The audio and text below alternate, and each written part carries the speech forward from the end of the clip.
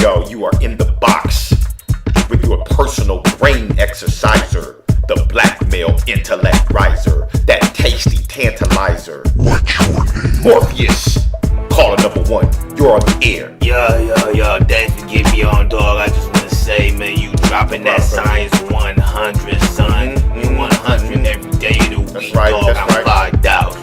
Yeah, that's good looking out, brother. You know how I get down. Caller number 2, you are on the air. Number 1 producer, number 1 DJ, number 1 factor. See it? Block, kill them Much so respect, boy. brother. Let it go, killer, get them. Much respect, a lot of love coming from the east. Caller number 3, you are on the air. Yeah, but look, check it out, though. It's cats around the way, doubting what you saying, homie. Doubting your Word. stats, doubting your facts. You know what I'm saying? They doubting you, homie. Okay. What you got to say about that? They had the audacity to doubt my veracity. Don't worry about nothing, playboy. I'm about to hit him with the vital signs. Well, here I sound boy. Mix that up a little bit and a little sweeter, make the people them get nicer. Quicker.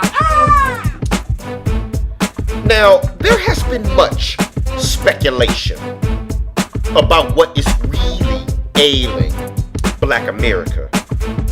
Some would have you think that rap music is at the very core, at the very root of all of our problems. However, if Snoop Dogg has more influence over my children than me, that's my problem, not Snoop Dogg's.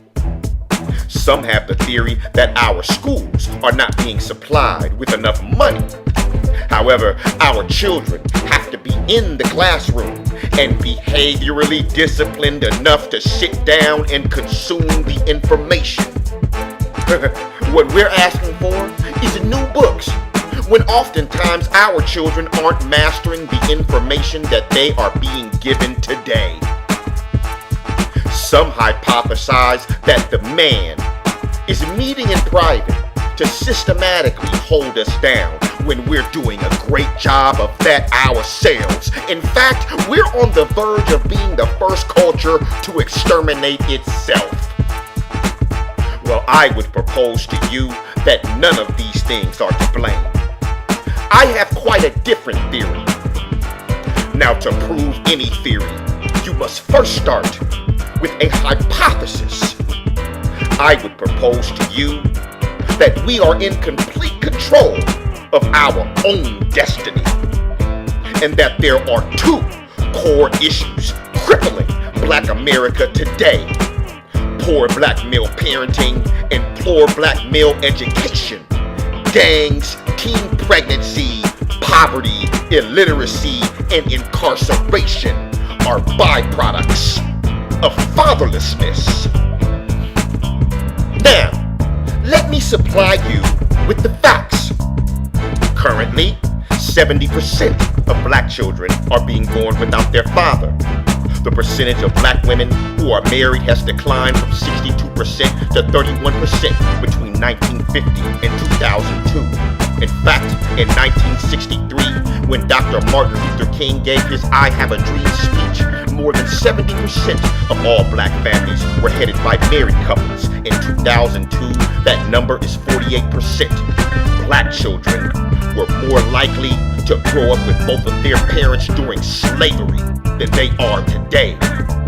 For every 100 black men entering kindergarten, only 3 are projected to graduate from college. As of the 2006-2007 school year, only 45% of black men are graduating from high school.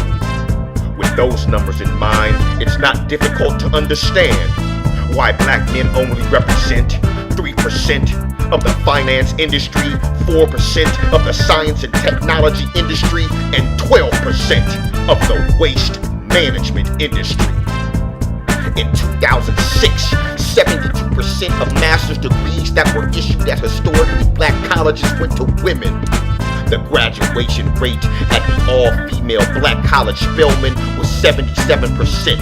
That rate was higher than more than a dozen of the nation's predominantly white institutions. Apparently, in our absence, our women are keeping it moving. These are the facts, and they are undisputed.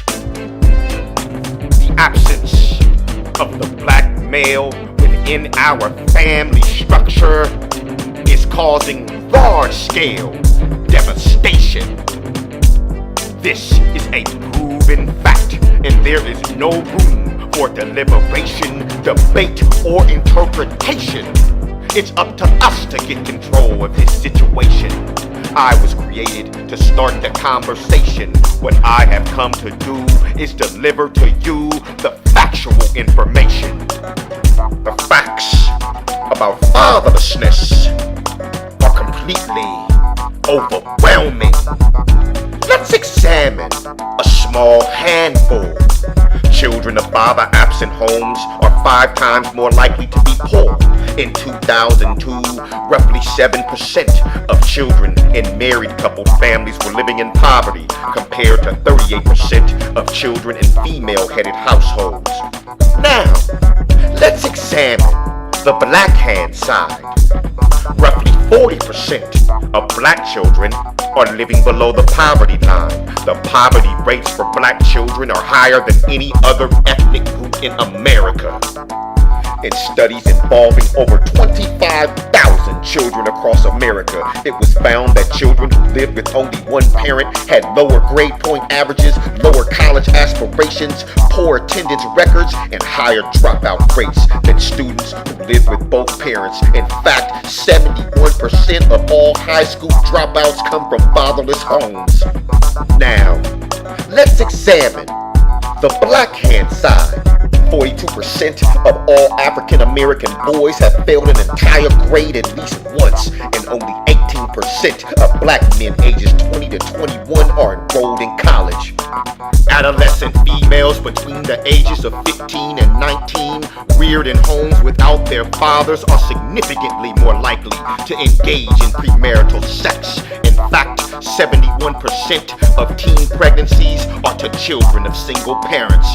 Daughters of single parents are 53% more likely to marry as teenagers, 164% more likely to have premarital birth, and 92% more likely to dissolve their own marriages.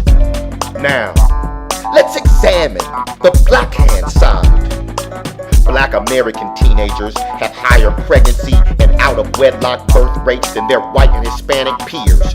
1 in 4 American children is born to a teenage mother. Young black females are 2 to 3 times more likely than white females to conceive in their adolescent years. Clearly, the presence of our men will completely change the game. Now, I will leave you with room to chew on the information that I have given you. But keep in mind, my bag is not empty. I have many more facts for you to review. So I'll be back with episode 2.